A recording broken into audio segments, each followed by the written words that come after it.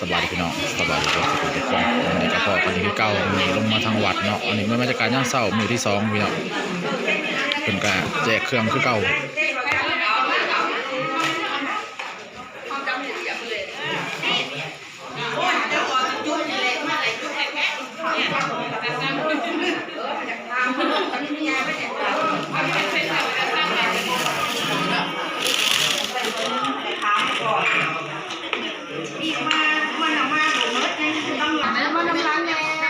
มาเลยว่าเขาจะมาเลยใครจะมาเลยมาเลยทำแล้วเวลาเลิกอันเลิกเลิกอันนี้ใช่เลยจะมาพบเบอร์ราคาไปมาเลยมาเลยมาเลยเนาะด้วยเอาไปใช้เนี่ย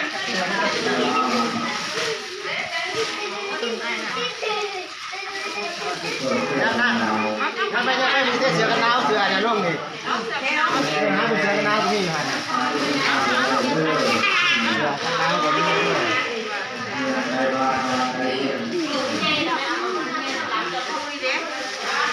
เจ้าเนี่ยใช้น้องเล่นมาอยู่ท่านเข้าเลยน้องครบแล้วน้องเอาดอกน้องเฮ้ยเลยน้องมาเหมือนเราอัดตีนอยู่อ่ะเดี๋ยวเทปเลยมาจากเทปเลย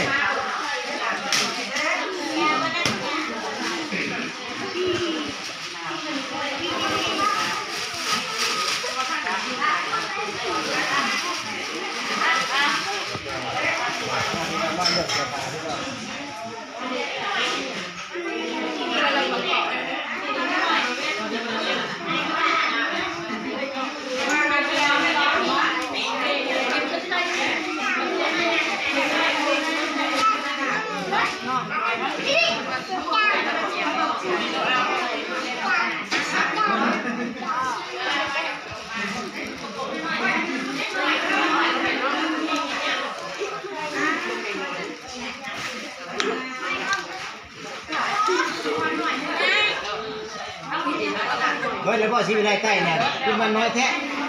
ไงรถไทยมารถไทยก็มาด้วยว่ะไงมารถไทยมาด้วยว่ะคุณได้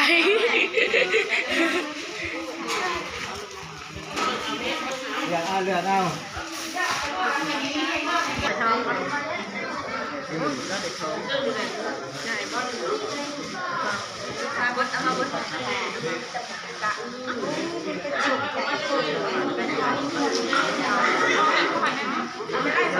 เอาบัด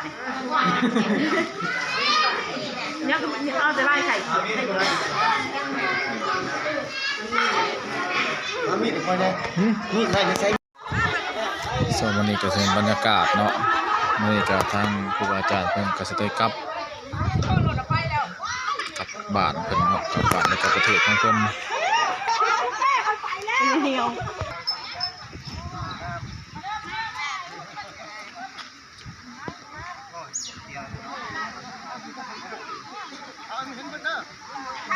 นั่งเลยนั่งกันหน้า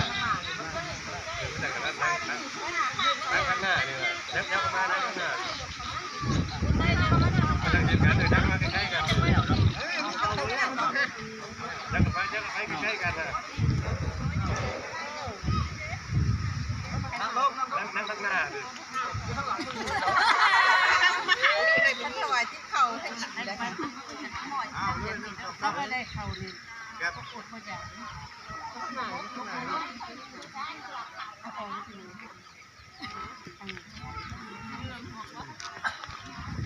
ขาต่อยเข้ามามาเท่าหน้าวันนี้รถตู้เดียวมาห้าสามตู้แล้วแม่เด้อว่ามันจะรถตู้กันนะมันบ่ลืมอยู่นั่นรถตู้นะพอพันไปยังบ่ลืมรถตู้อยู่พ่อไป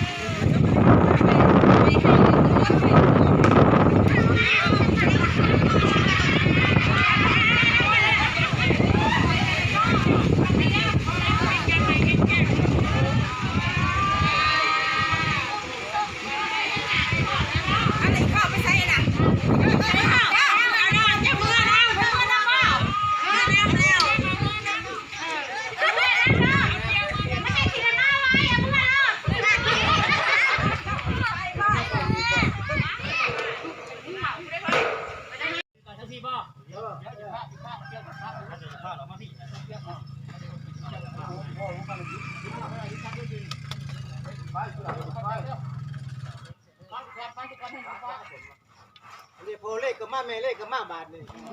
นี่ยากกว่าทั้งนี้นะบุกเยอะมาดูบุกเยอะมาทำจองมาพี่ได้มาได้มาดีเชื่อมนี่ผสมไม่ยุ่งยังเพื่อนไม่ยุ่งเขาไม่ยุ่งไปเรื่อยๆคือมันจำพูดเลยไม่จะเลยถึงนักกันแล้วก็ทำกันหรือไม่ต้องรู้นาหานะ